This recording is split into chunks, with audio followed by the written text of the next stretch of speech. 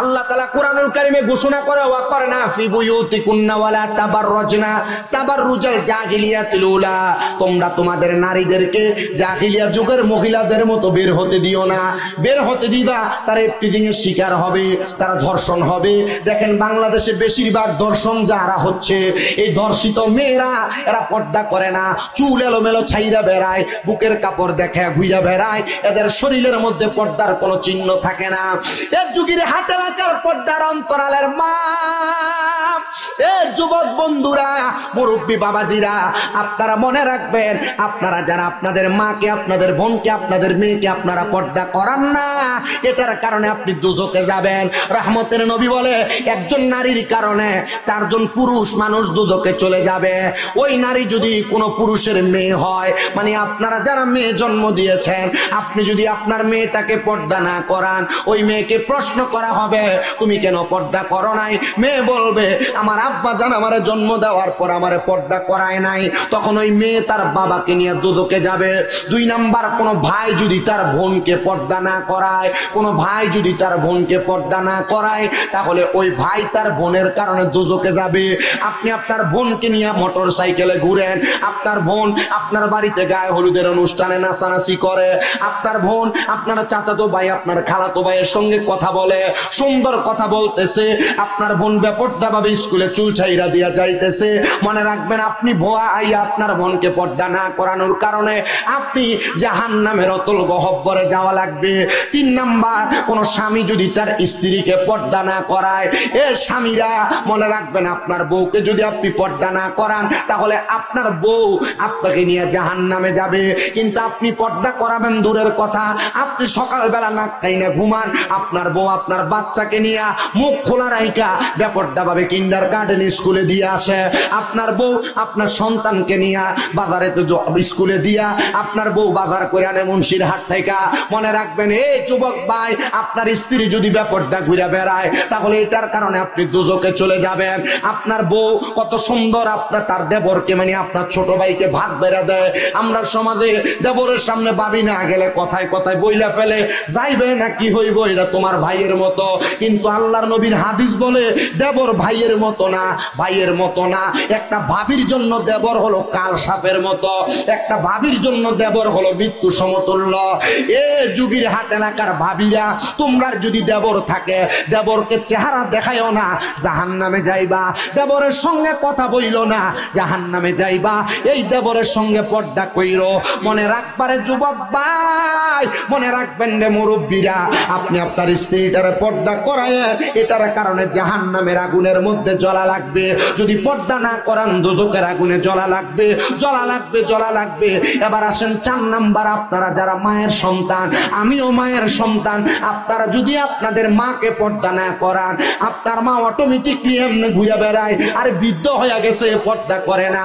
মনে রাখবেন, বৃদ্ধ যদি হয়ে যায়, কোনো মা যদি পর্দা না করে, আপনি সন্তান যদি পর্দা না করান, তাহলে ওই মায়ের কারণে আপনি সন্তান দোজখে যাবেন। তাইলে 4 প্রকারের ব্যক্তি, 4 জন নারীর কারণে দোজখে যাবে।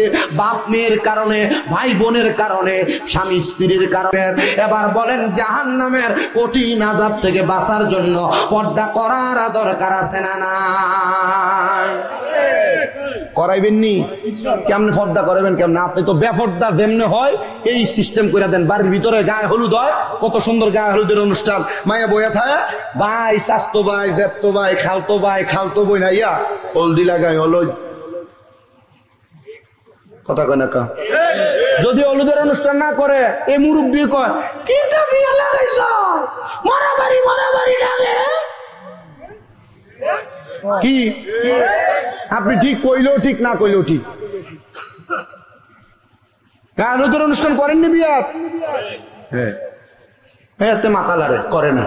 তুই আরো আগে যাও, গান তোমার মোবাইল তুই চলে, শতান হলা কোনান। এখন একটু বন্ধ হয়েছে নি? আপনার সিস্টেম আছে, আপনারা দাওয়াতে যাবেন না, এরা দাওয়াত দিবে না, এদের দাওয়াতে যাওয়ার দরকার নেই। হ্যাঁ, চিন্তা করো, ওই যে সমাজ রক্ষা করতাম, যে সমাজ রক্ষা আপনার জাহান্নামে যাওয়ার কারণ হবে, এই সমাজ আপনি রক্ষা করার দরকার নাই মিয়া। এটি ঠিক কয়, আবার গান বাজনার ভিতরে গায়ে হলুদের পরে বিরিয়ানি খাবা, এটা খাওয়ানোর লেগে শেষ পর্যন্ত বয়ে যায়। এটাও ঠিক, এটাও ঠিক। মনে রাখবেন আরেক কথা আছে, এই যে বিয়ের ভিতরে গান হলো তো গান ফাজ নয়, আমরার মতো দেখবেন পাঞ্জাবি লাগে হুজুরে এই বিয়ে করায়, আবার হুজুরে আবার বিয়ের পরে দোয়া করে, আল্লাহ এই বিয়ের মাধ্যমে তারা যে সন্তান হবে একটা নেক্সট সন্তান দেন। তো আপনি হারাম ডিজে ফাটির কনসার্ট গান বাজনা করে বিয়ে করাইছেন, এই বিয়ের ভিতরে নেক্সট সন্তান নেবো, এই ফুতে বড় হয়ে তার মারে আর বাপরে কি লাইব? আপনি হারাম কাজ দিয়ে বিয়ে শুরু করলে এই বিয়ে থেকে নেক্সট সন্তান হইব? এটা আর করলাম, এটা বেশি কঠিন হয়ে যাবে। তাইলে বিয়ের ভিতরে গান বাজনা চলবে? আপনি মনে রাখবেন, মনে করেন আপনার এই হুজুরকে আপনি কষ্ট নেবেন কোনো, এই হুজুরকে দিয়ে বোঝায়, এই হুজুরের বাড়িতে বিয়া, হুজুরের বাড়িতে গান বাজনার আয়োজন করছে হুজুরের ছেলেরা, আয়োজককে ছেলেরা। এই গান বাজনার আয়োজনে আইসা যারা যারা গান শুনবে, নাচবে এবং বেপরদা যে মহিলা হবে, তারা এগুলা কইরা যে গুনাহ হবে, এই গুনার কাজের আয়োজন যারা কইরা দিছে সেম সমান গুনার অপরাধী তারা হবে। আপনি মনে করেন আমি নাচলাম, আমি নাচছি, আমি গুনাহগার হইলাম, কিন্তু আমার এই নাচার জন্য যে আগ্রহ তৈরি করে দিছে এই ব্যক্তি, আমার যা গুণ হইব তার অটোমেটিক এমনি গুণ হইব। আপনার এলাকায় গান বাজনা যে হয়, যারা গান বাজনা করে এরা কি আপনি মনে করেন এমনি হইব? আমার এক স্পিকার ওলা, এই দোয়ান স্পিকার দোয়ান ওলা কষ্ট করছে, তো আমরা থেকে নিয়ে রেডি করে সামনে হমান অপরাধী হইবে। আমি তো বাড়া দিই, আপনি এই গুনার কাজে আপনি সহযোগিতা করেন। চিন্তা করবো মা হুজুর এটা কি থাকে, এটা না থাকলে তো হয়তো না। হ্যাঁ, এটা না থাকলে হয়তো না, এটা দরকার, ওয়াজ মাহফিলে চলে না, এটা লাগে, কিন্তু গান বাজনার ভিতরে দিয়ে আপনি সহযোগিতা করছেন না, আপনি সমান গুনাহগার। এবার আসেন, মনে রাখবেন, আপনারা যদি আপনাদের আত্মীয় স্বজন মহিলাদেরকে পর্দায় না ঢুকায় দিয়া যান, একজন বাবা যদি তার মেয়েকে পর্দাশীল না বানায়া যায়, তাহলে তার মেয়ের কারণে সে কবরে গেলে দুজকের আগুনে কেমনে জ্বলবে? আল্লাহ তাআলার খাস একজন বান্দা, জিনার বাড়ি হলো খোরাসান এলাকার মধ্যে, ওনার জীবনী পড়তে যে আমি পাইলাম, উনি খোরাসান থেকে অনেক দেশে সফর করেছে। উনি বলেন, আমি একদিন রাত্রবেলা সজাগ অবস্থায় আমার সারা রাত্র কাটাইলাম। আমার স্বভাব ছিল আমি ফজরের নামাজ পড়ে, 2 রাকাত নামাজ আছে, ফজরের পরে সূর্য উঠলে 2 রাকাত নামাজ পড়ে, এটা কি নামাজ কয়? এশরাক। না কি নামাজ কয়? ওই যারা নতুন শুনছে এশরাক, চিন্তা করতেছে ফজর, জোহর, আসর, মাগরিব, এশা 5 ওয়াক্ত জানি, এশরাক ফাইলেন করো। আরে এডি ছাড়া আরো নামাজ আছে। সূর্য ওঠার সাথে সাথে নামাজ পড়ে এশরাক, সূর্য ওঠার পর থেকে সূর্য ডুবার আগ পর্যন্ত আরো 2 রাকাত নামাজ আছে, যেটা চাষের নামাজ অথবা দোহারের নামাজ কয়। মাগরিবের নামাজ আদায় কইরা 6 রাকাত নামাজ আছে, যে নামাজটারে কয় আওয়ামিনের সালাত। কেউ যদি টানা 30 দিন অথবা 40 দিন এই সালাত আদায় করে, তাহলে এই ব্যক্তির 12 বছর ইবাদতের সওয়াব পাবে। এটা শাওয়াল মাস যাইতেছে, 6 রোজা রাখছেন নি? রাখেন। এই 6 রোজা যারা রাখবে তাদের আমল নাই পুরো 1 বছর রোজা রাখার সওয়াব হবে। আমি কিন্তু কথার ফাঁকে ফাঁকে অনেকগুলো আমলের কথা বলে দিয়ে যাচ্ছি, আপনাদের কেমন লাগতেছে আমি বুঝতেছি না। তবে আমার জানা মত, আমি যতটুকু জানি, বেড়াইতের থেকে আমার ওয়াজ বেশি বেরিয়েতে শোনে। আল্লাহ আপনাদেরকে কবুল করুন। শুধু এই 2-3টা নামাজ না, আরো নামাজ আছে। ফজরের আগে তাহাজ্জুদের নামাজ, এই সালাত তাহাজ্জুদের নামাজ পড়ে কেউ যদি আল্লাহর কাছে কোনো কিছু চায়, ওই চাওয়া যদি সঠিক হয়, আল্লাহ তাআলা 3 মাসের ভিতরে তারা দেয়। 3 মাস। আমার চোখের দেখা সাক্ষী, আমি অনেককে নসিহত করছি তাহাজ্জুদের সালাতের। ক্যান্সারের রোগীর ক্যান্সারের মতো কঠিন রোগ ভালো হয়েছে তাহাজ্জুদের নামাজের কারণে। সন্তান হয় না এমন অনেক মহিলার সন্তান হয়েছে তাহাজ্জুদের কারণে। আর আমার ভক্তবৃন্দ আমি দেখাইতে পারবো আলহামদুলিল্লাহ। এমন অনেক পুরুষ মানুষ বিদেশ যাওয়ার 6-7 বার চেষ্টা করছে, মেডিকেল আনফিট আসছে, 3 মাস তাহাজ্জুদ করে কাঁদছে, পরবর্তীতে যাওয়াতে মেডিকেলে ফিট হয়েছে। ব্যবসা করছে, বরকত হয় নাই, তাহাজ্জুদ করছে, আল্লাহ বরকত দান করছে। কঠিন রোগে আক্রান্ত, তাহাজ্জুদ করছে, আল্লাহ তাআলা এই ব্যক্তির কঠিন রোগ থেকে শেফা দান করছে। বড় কঠিন ইবাদত, বড় পাওয়ার মতো ইবাদত। শুধু তাহাজ্জুদে 4টা নামাজ, ইশরাক, চাষ, আওয়াবিন এবং তাহাজ্জুদে 4টা না, আরো নামাজ আছে। বলে হুজুর কি নামাজ? নফল সালাতের ভিতরে একটা সালাত আছে, যে সালাতটা হইল সালাতুত তাসবিহ নামাজ। যে সালাতুত তাসবিহ নামাজ পারলে দৈনিক একবার, না পারলে সপ্তাহে একবার, না পারলে মাসে একবার, না পারলে বছরে একবার, না পারলে জীবনে একবার হলো পড়া একটা বান্দার জন্য বড়ই সাফল্যমণ্ডিত করার কাজ। সালাতুত তাসবিহ নামাজ একটু সময় লাগে, মোটামুটি 25-30 মিনিট লাগে পড়তে। আরো আছে আরেকটা সালার নাম সালাতুল ইস্তিসকা, বৃষ্টি না হইলে এই নামাজ আদায় করে 6টা নামাজ। না আমার চা লাগতো না, আমি কথাটি কই একটু বাজিকে গরম লাগে। কতক্ষণ হয়েছে মাইক ধরছি যে? অনেক সময় হয়ে গেছে না, 10:30 না, 40-এ শুরু হয়েছে। আরো কিছু শুনবেন নি আপনারা? যদি শোনেন আমি বলবো, আর নাইলে আমি বাড়িতে যেতে পারলাম, আমি ঘুমাইতে রহম। আল্লাহ কবুল করেন, আমিন পড়েন। আমি কথাগুলো বইলা শেষ করি। সালাতুত তাসবির পরে আরেকটা নামাজ আছে সালাতুল ইস্তিসকা। এই নামাজ পড়ে বৃষ্টি যদি না হয় আল্লাহর কাছে দোয়া করলে বৃষ্টি দেয়। আরেকটা নামাজ আছে সালাতুল হাজত। হুজুর সালাতুল হাজত কি? সালাতুল হাজতের নামাজ হচ্ছে আপনার মনে করেন কোন মনের আশা পূরণ হইতেছে না, মনের আশা পূরণ হচ্ছে না, আপনি নামাজ পড়বেন, নামাজের নিয়ত করেন আল্লাহু আকবার, সূরা ফাতিহা অন্য সূরা মিলাবেন, দ্বিতীয় রাকাত সূরা ফাতিহা সূরা ইখলাস 3 বার পড়বেন, পড়া সিজদাতে গিয়ে সুবহানা রাব্বিয়াল আলা 3 বার 4 বার 3 বার 5 বার 7 বার 9 বার পড়ার পর আপনার যে মনের আশা আকাঙ্ক্ষা এটা সিজদায় বাংলাতে বলবেন। এটা সালাতুল হাজত। বলেন সালাতুল হাজত। পাইলাম কয়টা নামাজ? 7টা। আরেকটা নামাজ আছে সালাতুল খাইরের নামাজ, নফল ইবাদত 100 রাকাত। কয় রাকাত? 100 রাকাত। 2 রাকাত 2 রাকাত করে পড়ে। প্রথম রাকাতে সূরা ফাতিহা একটা সূরা মিলাবেন, দ্বিতীয় রাকাত সূরা ফাতিহা 10 বার সূরা ইখলাস পড়বেন। সালাতুল খাইরের নামাজ, এই 8টা নফল নামাজ, এটি তো 5 ওয়াক্ত নামাজের পরে, তাহলে 13টা ওয়াক্ত পাবেন আপনি। এমন আরো মানে সর্বমোট 50টা নামাজের নামাজ। কয়টা আমি জানি না আর কি, 50টা না 50টা নামাজ। বলে হুজুর এটি কোনটি? ওই যে নবীজি মেরাজে গেছিলেন, নামাজ ছিলেন কয় ওয়াক্ত? আমরা পড়ি কয় ওয়াক্ত? আর 45 ওয়াক্ত কো? এই 5 ওয়াক্ত বললে আপনি 50 ওয়াক্তের সওয়াব পান, ঠিক এটা জানেন তো? 50 ওয়াক্তের সওয়াব পাওয়া যায়। কিন্তু এই 50 ওয়াক্ত যে পড়ছে নবীজির জীবনে এগুলো আদায় করছিলেন, এগুলা কি কি নামাজ? তা আপনি 13 ওয়াক্ত পড়ে দেখান নাকি? 13 ওয়াক্ত 5 ওয়াক্তর পরে যে 8টা কইছি 8টাকে পড়েন, দেখবেন সময়টাও এখন না পড়ার লাগা। আল্লাহ আমরারে কবুল করেন, কোন আমিন। আর মোহাব্বতের আওয়াজে কোন আমিন। আর জবান খুলে জোরে পড়েন আমিন। এটা আনো সারে, এটা সারেটা আনো না। আমি খাই না, আমি খাইলে অনেকে সারটা বুঝতে গেল, এখন আপনি এটা নিয়ে দিল তো এরা খাইবো, এবার এরা ভালো লাগতো না। এটা না হয় না, রাহ আমি মনে কষ্ট নিয়েন না আব্বা, উদয় খাওয়ানোর দরকার নেই, এটা পরে আমরা বাকযুগ করে খাইলাম। আমরা বক্তা দাওয়াত দিচ্ছেন, বইচাল মার্কা বক্তা। আমি কোনো হুদা শিক্ষিত বক্তা না, আমি মোটামুটি যা পড়ালেখা করি তা মানুষের কাছে বলি, এর থেকে 2-1টা নসিহতের কথা বলি, এর থেকে মানুষ হেদায়েত হইলে আলহামদুলিল্লাহ। কথা বুঝছেন তো? আপনারা দোয়া করেন, আমি আমার খেদমত একজনকে আল্লাহ এক এক দিক দিয়ে খেদমত করার, আমি আমার মাদ্রাসাগুলো দিয়ে খেদমত করতেছি। আল্লাহ তাআলা কবুল করেন, পড়েন আমিন। মোহাব্বতের আওয়াজে কোন আমিন। তো যেই কথার মধ্যে বলতেছিলাম আমার বাবারা, ওই আল্লাহ পাকের বান্দা সাইদ ইবনে মুসাইয়্যিব রাহমাতুল্লাহ আলাইহি, তিনি বলে আমি ফজরের নামাজ পড়ে অপেক্ষা করতেছিলাম ইশরাকের নামাজ পড়বো। নামাজের মুসল্লার ভিতরে আমার ঘুম লেগে গেছে।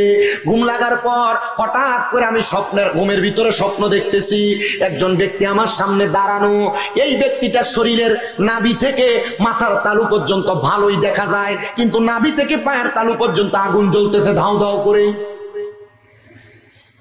বড় মারাত্মক বিষয় না? আমি তাকে দেখে প্রশ্ন করলাম, এ ভাই তোমার শরীরের কেন এমন অবস্থা? সে আমার বলে আমার শরীরের এই যে নাভি থেকে মাথা পর্যন্ত ভালো, নাভি থেকে পায়ের তালু পর্যন্ত জ্বলে, এটার কারণ হইলে আমার 2 মেয়ে। মাইয়ার দুনিয়াতে রাইখা যাবেন, এ মাইয়া আপনার জাহান্নামের কারণ কি হইতেছে দেখেন। হুজুর আপনার দুইটা মেয়ের কি কারণ? বলে হুজুর আমি দুনিয়ার জমিনে আমার একটা মেয়ে জন্ম দিয়েছিলাম, যার বয়স ছিল 13 বছর।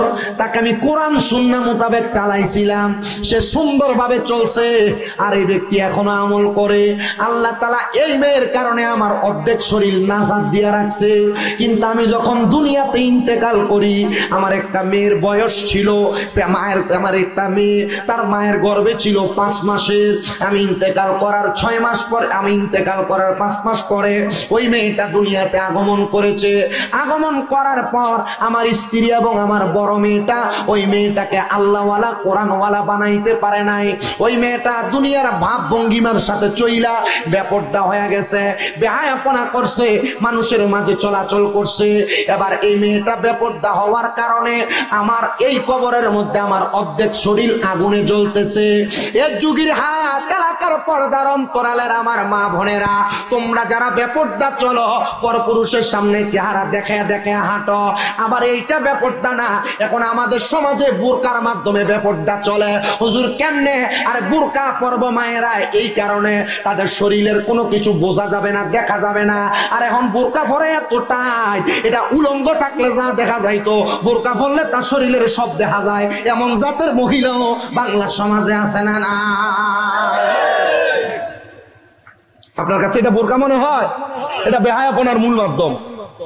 মা বোনেরা যারা ছোট ছোট জামা কাপড় পরেন, এটার কারণে আপনারা দুজকে জ্বলবেন, আপনাদের বাবা আপনাদের ভাইয়েরা দুজকে জ্বলবে।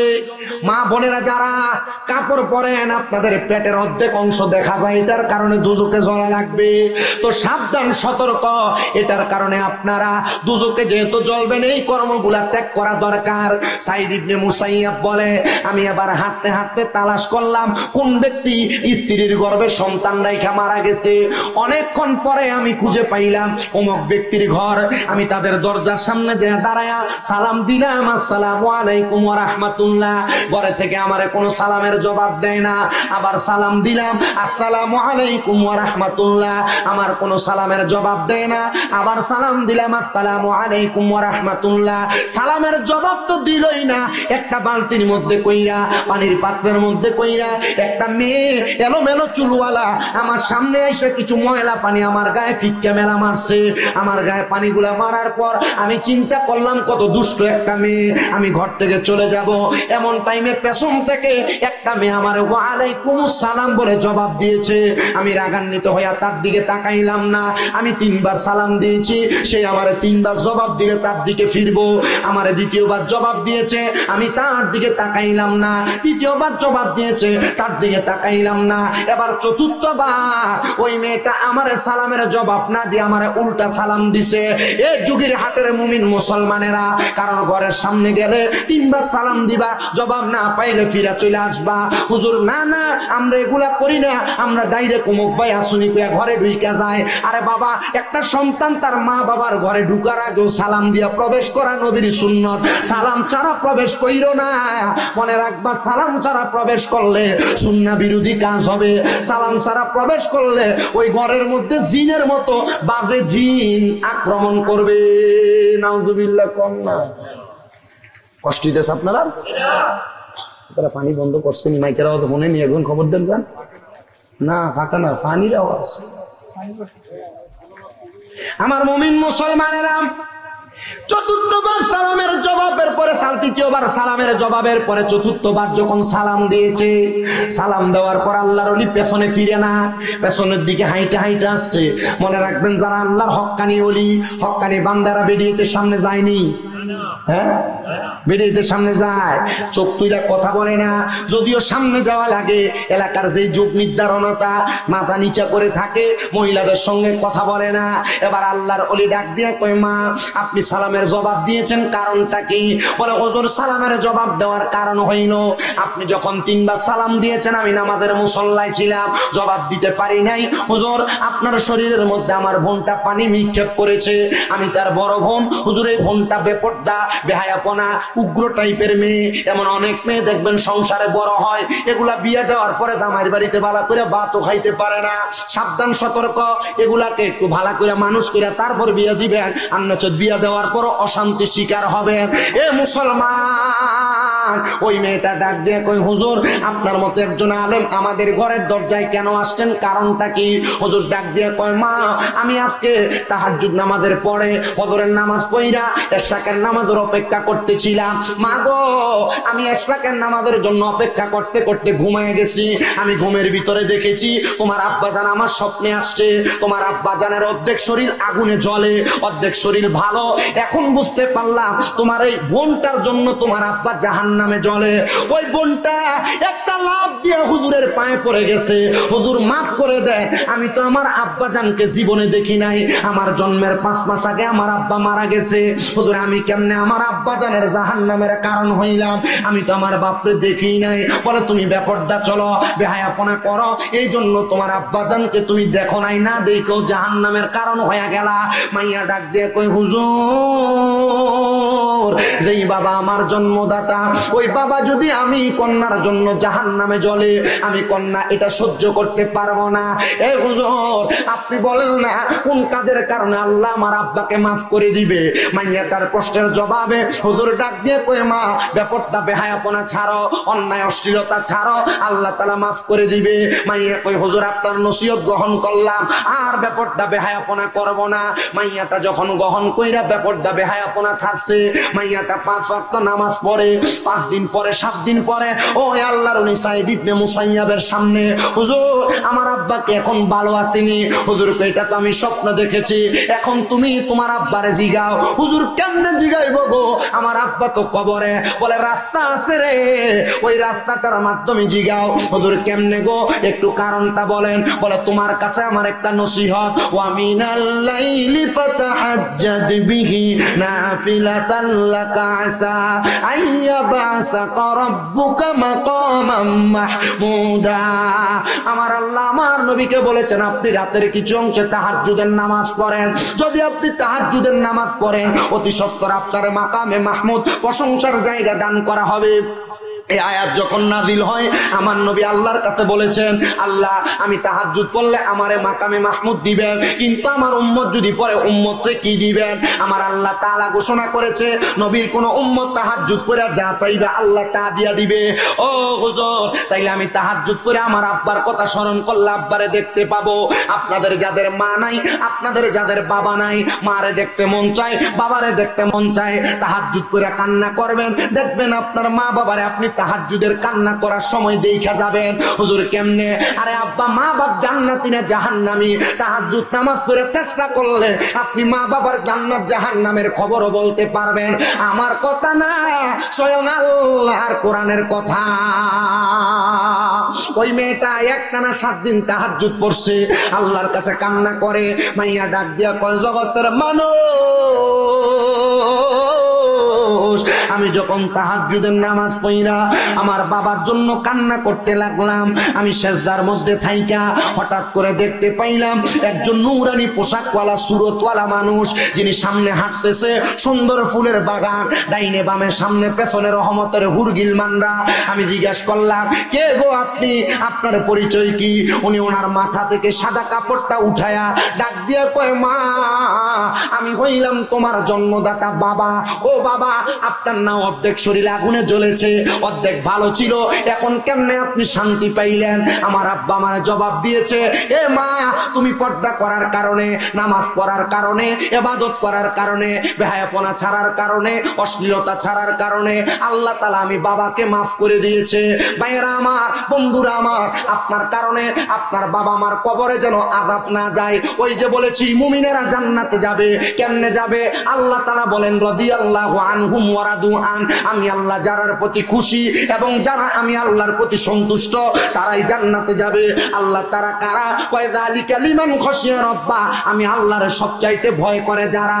ও বাবা, আল্লাহরে কেমনে খুশি করবেন? খুতবার মধ্যে হাদিস শরীফ পড়েছি, রাদার রাব্বি ফি রিদাল ওয়ালিদাইন, আম্মা আব্বারে খুশি করতে পারলে আল্লাহরে খুশি করতে পারবেন। সাখাতুর রাব্বি ফি সাখাতিল ওয়ালিদাইন, আম্মা আব্বার অসন্তুষ্টি করলে আল্লাহর অসন্তুষ্টি করে ফেলবেন। মনে রাখবেন, মা বাবার অসন্তুষ্ট রাইখা কবরে যাবেন, শান্তি পাবেন না, নাজাত পাবেন না। আম্মা আব্বার অসন্তুষ্ট করেন না। সন্তান আম্মা আব্বার অসন্তুষ্ট করবে কি করবে না এটা তোমার সিদ্ধান্ত বাবা, কিন্তু তোমার স্ত্রী তোমারে কথার কথাই বলেছে, তোমরা 2-3 ভাই তুমি একাকির লেগে তোমার মা বাপরে খাওয়াও। এই কথা শুই না মা বাপরে অনেক ফুতেরা জুদা করে দেয়। মা বাপ এক সপ্তাহ এই ভাইয়ের ঘরে, আরেক সপ্তাহ এই ভাইয়ের ঘরে ভাত খায়, সকালে এই ভাইয়ের ঘরে, দুপুরে এই ভাইয়ের ঘরে ভাত খায়। আবদার করে সন্তানের দলেরা কেউ যদি মা বাপরে জুদা করে থাকো, আলাদা করে থাকো, ধমক দিয়ে থাকো, খারাপ ব্যবহার করে থাকো, দে তোর পাও আমার সামনে দে, আমি আমার জিহ্বা দিয়ে তোর পাও পরিষ্কার করে দিব। শুধু ওয়াদা করবি এখান থেকে বাড়িতে যাইয়া মা বাবার পা ধরে মাপ চাইবি। আম্মা আব্বার পায়ে ধরলে তোমার দাম কমবে না, সম্মান কমবে না, গুনাহ হবে না। আম্মা আব্বার পায়ে ধরলে আল্লাহ তাআলা তোমার দাম বাড়ায়া দিবে, সম্মান বাড়ায়া দিবে, ইজ্জত বাড়ায়া দিবে। কিন্তু বর্তমান সমাজের সন্তানেরা মা বাবার পা ছুঁয়ে সালামি করে না। এই যে ঈদ গেছে পা ছুঁয়ে সালাম করে নাই, মৌলবীরা ফতোয়া দিয়া দিছে পা ছুঁয়ে সালাম করা বেদাত। আরে বেদাত করতে করতে তোমার ইবাদত থেকে দূরে সরায় রাখতেছে। আরে পা ছুঁয়ে সালাম করা না, মাঝে মাঝে সুযোগ পাইলে আম্মা আব্বার পায়ের মধ্যে চুম্বন করবা, সাহাবায়ে কেরামের সুন্নাত আদায় হবে। জোরে সুরে বলি সুবহানাল্লাহ। আমি জানি না কোনোদিন মা বাবার পায়ে চুমা দিছেন কিনা। আমি বলবো, আমি যে সম্মান পাই, এই যে মাহফিলের পোস্টারে প্রধান আলোচক লেখছেন, এই যোগ্যতা তো আমার নাই। তবে আমি একটা বলতে পারি, মাত্র আমার মা বাবার কদমে চুমা দেওয়ার কারণে আল্লাহ আমার এই সম্মানের আসনে বসাইছেন। মা বাবাকে ইজ্জত করার কারণে আল্লাহ এই আসনে বসাইছেন। ও সন্তান, আম্মা আব্বার পায়ে চুমা দিবা, সালাম করবা। আজকের যুগের হাটের এই মাহফিল কবুল হবে কিনা আমি জানি না, তবে একটা কথা গ্যারান্টি দিয়া বলতে পারি, আগামীকালকে যদি দেখো এই যুগের হাটের কোন দোকানে বৈশা কোন মুরব্বী বলে, হ্যাঁ শামীম রেজার ওয়াজ শুই না আমার ফুতে রাত্রবেলা বাড়িতে যে আমার পায়ে ধরে মাপ চাইছে, মনে করবা মাহফিল কবুল হয়ে গেছে। কোন মহিলা যদি বলে, হ্যাঁ এই ওয়াজ শুই না আমার সন্তান বাড়িতে এসে আমার পায়ে ধরে মাপ চাইছে, মনে করবা মাহফিল কবুল হয়ে গেছে। হুজুর কেন? কারণ মা বাপ মাফ করে দিলে আল্লাহ মাফ করে দেয়, মা বাপ মাফ না করলে আল্লাহ মাফ করেন না। সন্তানের দল, ও সন্তানের দল, আম্মা আব্বার পায়ে ধরে মাপ চাইবা। আমি জানি না মাপ চাইবা কি চাইবা না, তবে আবদার করবো মা বাবার কাছে মাপ চাইবা। কিন্তু অনেক সন্তান চিন্তা করে, হুজুর যাদের বাড়িতে বাবা আছে তারা বাড়িতে যাইয়া বাবার পায়ে ধরে মাপ চাইবো, আমার তো আব্বা নাই, আমি কার পায়ে ধরে মাপ চাইবো? এই সন্তানেরা চিন্তা করে, হুজুর যাদের বাড়িতে মা আছে তারা বাড়িতে যাইয়া মার পায়ে ধরে মাপ চাইবো, আমার তো মা নাই, আমি কার পায়ে ধরে মাপ চাইবো?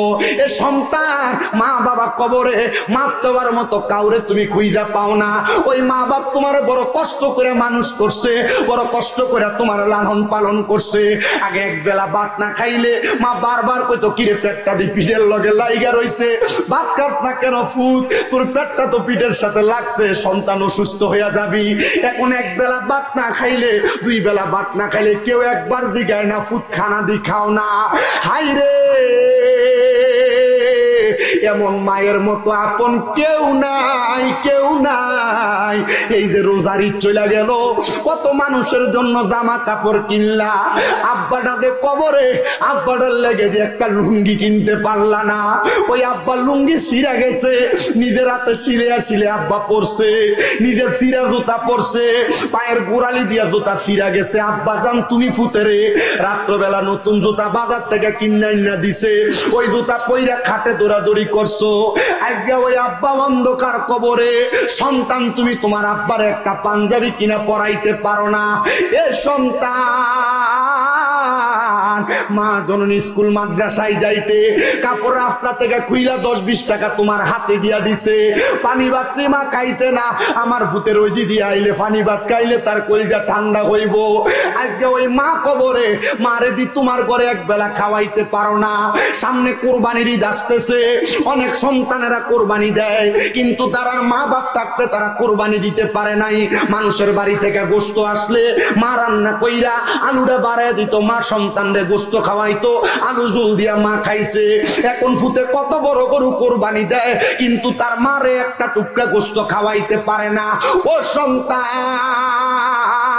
ও সন্তানের দলেরা, ওই মা বাবা যদি অন্ধকার কবরে থাকে, আমি তোমার কাছে আবদার করব, একটু পরে আখিরি মুনাজাতে আল্লাহর দরবারে দোয়া করবা, রব্বির হামহুমা কামা রব্বায়ানি সগীরা। কোন সন্তান যদি চোখের মনি কোটার মধ্যে একটা মাছির মাথা পরিমাণ পানি চাইরা কান্না করে, ওই পানি মাটিতে পড়ার আগে আল্লাহ তার মা বাবার জীবনের গুনাহ মাফ করে দেয়। আমি জানি না কে তারার মারে হারাইছে, কে তারার বাপরে হারাইছে। আজকে যুগির হাট এলাকায় এত সুন্দর জান্নাতের বাগান, এত সুন্দর একটা মক্তব, এত সুন্দর একটা জানাজার মাঠ তৈরি করেছে। এই এলাকার যারা এগুলা করেছে তাদেরকে শুকরিয়া জ্ঞাপন করছি, কারণ এটার কারণে তোমাদের বংশের কবর আযাব মাফ হবে। আমার আগের হুজুরের কাছে অনেকে দান করেছে, তাদের শুকরিয়া আদায় করছি। আল্লাহ তাআলা তোমাদেরকে এটার কারণে মাফ করবে। তোমাদের অনেকের মা নাই, অনেকের বাবা নাই, একবার চিন্তা করে দেখো, মা বাপ যদি বাইসা থাকতো, তুমি যদি ভাত খাওয়াইতা, মাসে মা বাবার পেছনে কি 2000 টাকা খরচ হইতো না? তো 12 মাসে তো 24,000 টাকা খরচ হইতো। দেখলাম হুজুর 1000 2000 লেগে চিল্লায় আপনাদের কাছে। সন্তানের দল, আম্মা আব্বা যদি বাইচা থাকতো, আম্মা আব্বারে যদি ডাক্তার দেখাইতা, মাসে যদি 1000 টাকার ওষুধ লাগতো, 12 মাসে 12,000 টাকা লাগতো। আরে মা বাপ তোমারে জায়গা দিয়া গেছে, বাড়ি দিয়া গেছে, ক্ষেত পাথরে জায়গা দিয়া গেছে, যদি এগুলা না দিয়া যাইতো, সন্তান তুমি যদি ভাড়া থাকতা। সবার হাতে হাতে যাবে, এরপর আমরা দোয়া করে তারপরে বাড়িতে যাব। করেন ইনশাআল্লাহ, ইনশাআল্লাহ। আল্লাহ কবুল করুন, আমিন। সবাই একটু মুহাব্বতের আওয়াজে আল্লাহ তাআলার ইসমে জাতের জিকির করেন। আল্লাহ আল্লাহ আল্লাহ আল্লাহ আল্লাহ আল্লাহ আল্লাহ আল্লাহ আল্লাহ। একদিন নিয়া যাইবা ইমানদার বা নাইয়া নিও, ইমানদার বা নাইয়া নিও, নবীজির প্রেম ইমানের মূল, সবাই বোঝার তৌফিক দিও। মারহাবা। আল্লাহ আল্লাহ আল্লাহ আল্লাহ। একদিন নিয়া যাইবা ইমানদার বা নাইয়া নিও, নবীজির প্রেম ইমানের মূল, সবাই বোঝার তৌফিক দিও। মারহাবা। আল্লাহ আল্লাহ আল্লাহ। কবরে পরীক্ষা হবে, নবীজিকে দেখাইবে, যে নবীকে না চিনিবে, জান্নাত পাবার আশা নাই। ও আল্লাহ একদিন নিয়া যাইবা ইমানদার বা নাইয়া নিও, নবীজির প্রেম ইমানের মূল, সবাই বোঝার তৌফিক দিও। মারহাবা। আল্লাহ আল্লাহ আল্লাহ আল্লাহ। ফুল সে রাতের কঠিন পার, সেইখানে নবীকে পাবে, যে নবীকে না চিনিবে, জান্নাত পাবার আশা নাই। ও আল্লাহ একদিন লইয়া যাইবা ইমানদার বা নাইয়া নিও, নবীজির প্রেম ইমানের মূল, সবাই বোঝার তৌফিক দিও। মারহাবা। আল্লাহ আল্লাহ আল্লাহ আল্লাহ। আমি কান্দি বলে বলে, আমি কান্দি বলে বলে, প্রাণ খুইলা কইলাম না কথা, আমার দয়া দয়াল মুর্শিদের শোনে গো হাই গো দুঃখ রইল মনে মনে মারহাবা আল্লাহ আল্লাহ দুঃখ রইল মনে মনে জালা রইল মনে মনে প্রাণ কইলা কইলাম না কথা আমার মুর্শিদ চাঁদের সঙ্গ অনেক গো হাই গো দুঃখ রইল মনে মনে মারহাবা আল্লাহ আল্লাহ নবী ছাড়া আপন কে না হাই রে মুমিন বাঙাই নবী ছাড়া আপন কে না আল্লাহ আল্লাহ আল্লাহ আল্লাহ নবী রাহমাতুল্লিল আলামিন আপনি উম্মতের জাবির গুনাহগার উম্মতের আপন জন উম্মতের লাগিয়া সাজদায় থাকবেন পড়িয়া নবী উম্মত ছাড়া কিছু বোঝেন না আসান মোনা মানার নবী ছাড়া বান্দর কে হো না গাই আল্লাহ আল্লাহ লা ইলাহা ইল্লাল্লাহু মুহাম্মাদুর রাসূলুল্লাহ সাল্লাল্লাহু আলাইহি ওয়াসাল্লাম। সবাই পড়ি আলহামদুলিল্লাহ। সবাই আমার জন্য খাস করে দোয়া করবেন, বিশেষ করে আমার মাদ্রাসাগুলোর জন্য দোয়া করবেন। সবাই লিখে দোয়া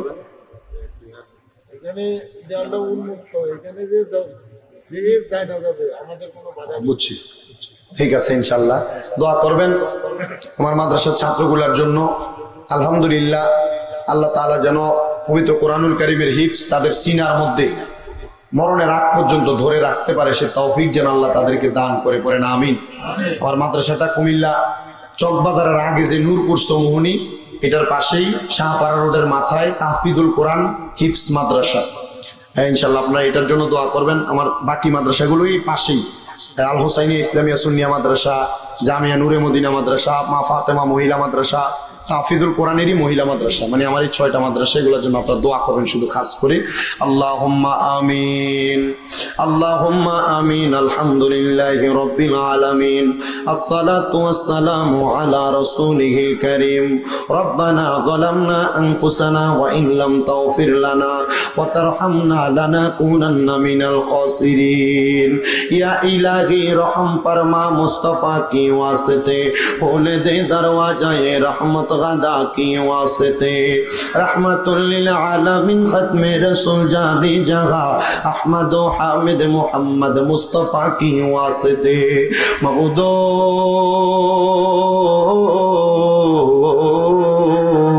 ও দয়াল আল্লাহ একটু রহমতের নজর কইরা তাকাইয়া দেখেন গো আল্লাহ, এই কুমিল্লা জেলার অন্তর্গত 14 গ্রাম মুন্সিরহাট যোগীরহাট মধ্যম পাড়া রফিকুল ইসলাম মেম্বার বাড়ির বক্তব্য জানাজার মাঠ উদ্বোধন উপলক্ষে ওয়াজ দোয়ার মাহফিল সাজাইয়া এই জান্নাতের বাগানে আমার আলেম ওলামা তলেবুল ইলম ছাত্র ভাইয়েরা, দাড়ি পাকা মুরব্বী বাবারা, যুবক নওজোয়ান ভাইয়েরা, ছোট্ট ছোট্ট মাসুম বাচ্চারা, পর্দার অন্তরালের আমার কত মা বোনেরা মুনাজাতের মধ্যে হাত বাড়াইছে। আল্লাহ যার হাত তোমার কাছে মায়া লাগে, পছন্দ হয়, ওই হাতের উসিলায় আমরা প্রত্যেকের জীবনের গুনাহ তুমি আল্লাহ ক্ষমা কইরা দাও দয়াল রে। ও আল্লাহ আমরার জীবনের গুনার দিকে তাকাইলে আমরার বড় ভয় লাগে রে আল্লাহ, না জানি এই গুনার কারণে আমরা দুজকের আগুনের মধ্যে চইলা যাই। তুমি তো অন্তর জামি রে আল্লাহ, ওই আমরা হইলাম ফানা, আমরা সুখে কিনা দুঃখে ডাকি গো আল্লাহ, তুমি যাই না কি জানো না রে আল্লাহ, বড় আল্লাহ জাগালো তোমার মনে। আল্লাহ আজকের মুনাজাতের মধ্যে কে জানি হাত বাড়াইছে, কার জানি জগতের মধ্যে বাবা নাই, যেই বাবা রিক্সা চালাইয়া মাটি কাইটা মাথার গাম পায়ে ফালাইয়া পরের বাড়িতে বদলার কাজ কইরা সারা জীবন প্রবাসের বাড়িতে খাইটা খাইটা আব্বাজান নিজের রক্তরে পানি বানাইছে। কার জানি এমন আব্বাজান অন্ধকার কবরে, এমন আব্বাজাদের অন্ধকার কবরে রে আল্লাহ, আব্বার কবর জান্নাতের বাগান বানাইয়া দাও। ও দয়াল ফরিয়াদ তোমার দরবারে আল্লাহ, কে জানি হাত বাড়াইছে, কার জানি জগতের মধ্যে মা নাই। হায়রে মা, যেই মারে মা কইয়া ডাক দিলে কলিজার আগুন পর্যন্ত ঠান্ডা হইয়া যায়, এমন মা যাদের অন্ধকার কবরে রে আল্লাহ, আম্মার কবর জান্নাতের বাগান বানাইয়া দাও। যাদের মা বেঁচে আছে হায়াতে তৈয়বা নসিব করো, আম্মা আব্বা দুইজনকে সেবা যত্ন করার মতো তৌফিক দান করো, কঠিন রোগ বালা মুসিবত থেকে হেফাজত দান করো আল্লাহ। প্রত্যেকের ব্যবসা বাণিজ্য কাজে করবে বরকত দান করো, যারা পড়ালেখা করে বিদ্যা বুদ্ধি বাড়াইয়া দাও, মানে সম্মান ইজ্জতে জিন্দেগি নসিব করো। অনেক পরীক্ষার্থীরা এসএসসি পরীক্ষা দাখিল পরীক্ষা দেয়, তাদেরকে কামিয়াবি নসিব করো রব্বুল আলামিন। ফরিয়াদ তোমার দরবারে, অনেক প্রবাসী ভাইরা বিদেশ থেকে দোয়া চায় আল্লাহ। এই যুগের হাট মধ্যম পাড়া সহ সমস্ত পৃথিবীর যত প্রবাসীরা দেশ বিদেশে ভ্রমণ করে তারা দেশের রেমিটেন্স খাতে নাম লেখায় আল্লাহ, প্রত্যেক প্রবাসীদের কামাই রুজিতে বরকত দাও, প্রবাসীদের হায়াতের মধ্যে বরকত দাও, শরীর স্বাস্থ্য সুস্থ রাখো, সুস্থতা থেকে সুস্থতার নিয়ামত দান করো। পর্দার অন্তরালে আমার কত মা বোনেরা দোয়া চায় আল্লাহ, আমার মা বোনদের দোয়া তুমি কবুল আর মঞ্জুর করে নাও। অনেকের সন্তান হয় না, সন্তান দিয়া তাদের কলিজা ঠান্ডা করো।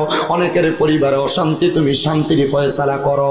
অনেকের পরিবারে রোগ বালা মুসিবত ছাড়ে না আল্লাহ, মা বোনদেরকে রোগ বালা মুসিবত থেকে হেফাজত দান করো রব্বুল আলামিন। আল্লাহ সিরাজুল হক বাড়ি এবং জানাজার মাঠ সংলগ্ন জান্নাতের বাগান আল্লাহ, মক্তবের জন্য জানাজার মাঠের জন্য যারা জায়গা দিয়া টাকা দিয়া পয়সা দিয়া সহযোগিতা করে তাদেরকে তুমি কবুল আর মঞ্জুর করে নাও রব্বুল আলামিন। ফরিয়াদ তোমার দরবারে আল্লাহ, এমন কোন রোগ দিও না যে রোগের কারণে তুমি আল্লাহরে আল্লাহ বলে ডাকতে সেজদা দিতে কষ্ট হয় আল্লাহ।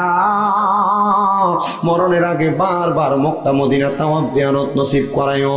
মক্কা মদিনা না দেখা যদি মারা যায়, মরার পরে রুহুটা মদিনা মদিনা বইনা কানবে। আখাসুল খাস ভাবে আমার তারেক আজিজ ভাই সহ যারা যারা এই মাহফিলের ইন্তজাম দিয়েছে এলাকার মই মুরব্বী আল্লাহ, সবাই তুমি কবুল মঞ্জুর করে। আমাদের প্রত্যেকের মরণের আগে নবীজির নূরানি চেহারা মুবারক দেখতে দেখতে আখিরি জবানে মধুর কালেমা পড়ায়া দিয়েন লা ইলাহা ইল্লাল্লাহু মুহাম্মাদুর রাসূলুল্লাহ সাল্লাল্লাহু আলাইহি ওয়াসাল্লাম। আসসালামু আলাইকুম।